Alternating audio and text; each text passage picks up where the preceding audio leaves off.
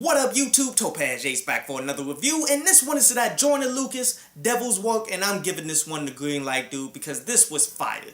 From the concept to the production, to the flow, to the lyricism, everything about this joint was a super dope song. Even though you can tell just based off of this song exactly what part of the bloodline that Joyner Lucas has, you feel me? For those of you who don't know, this is something that I've been talking about for some years now.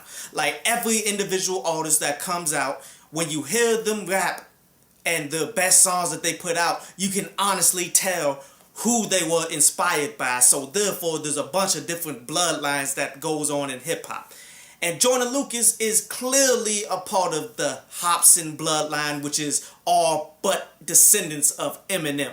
You feel me? Because when you listen to this song, you got to think Ill Mind of Hopsin, dude, just based off that production and the fully fleshed out and lyrical concept. Like, you really get this type of stuff from Ill Minds of Hopsin songs, even though the Ill Minds of Hopsin series had fallen off for some time now, but this is the next generation of it. Well, the basic concept of this project is going off the commonly used saying that everybody says when people say the good die young. And Joyner Lucas is looking at that from a different perspective. Like, okay, yeah, the good die young, but is there any way that we can trade for good people to come back and let all of these evil people just die? You feel me? And I feel that. It's like, for all you people that saw the Avengers new movie, he's doing what Hawkeye did in that beginning of that movie. Where he's saying, okay, I want to trade Tupac for Suge Knight.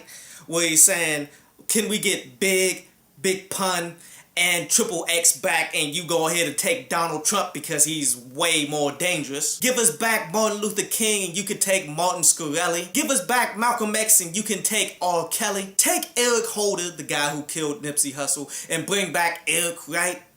And that's Eazy-E, of course. If you're going to take Emmett Till from us, then you should at least take Dylan Roof. And to be real with you, I completely support this. I mean, I know they always say you shouldn't try to wish death on other people and all that, but what about people who wish death on us? As a lot of these people that he's talking about all but do wish death on us as black people. So what? We supposed to just sit back and let them kill us? As he also talks about Tommy Lauren, who's all but a known racist at this point, and then Lord Ingram, who also is a known racist, but yet she laughed at the death of Nipsey Hussle and all that, and he's pointing them out as well. And side note, did you guys hear about Tommy Lauren sending a direct message to Joyner Lucas and all of that, pretty much saying, how could you wish death on me? Like, I would channel my inner Samuel L. Jackson and tell her, yes, you deserve to die, and I hope you burn in hell. But it's really the conclusion that's dope, you dig? Because this is something that within the religion of Christianity is something you're not supposed to do. You're not supposed to question God for the decisions that he does, whether you like it or not.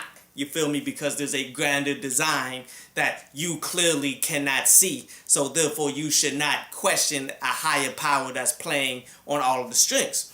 But yet, he just realized, okay, God, I recognize that none of this has to be you because of all of this evil is continuing to persist. So it's clearly devil's work.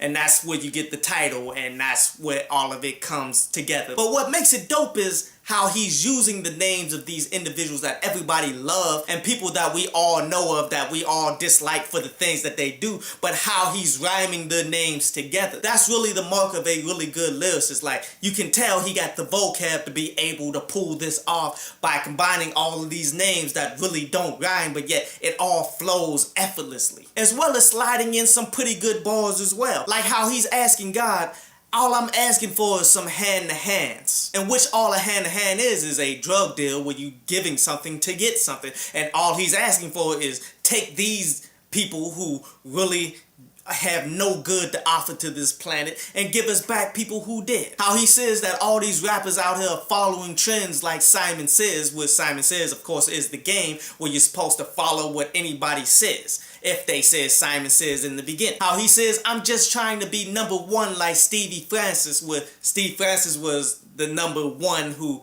played for the Rockets, I do believe. Or even simplistic bars that's like, yo, we on top like a ceiling fan. Like, these things are individual bars that most people really just can't do on a song that has so much meaning applied to it. You feel me? Like the whole concept, as well as the bars, as well as the actual vocab of rhyming these people's names together, it shows you that he's of a high caliber of an MC. This track could possibly enter into the best songs of this year. We'll see how this year plays out, but yet right now, it's a pretty strong contender. I hope you enjoyed the show. You can follow me at Twitter up there, and you can go to downloadpads.com, that's down there, to read today's article.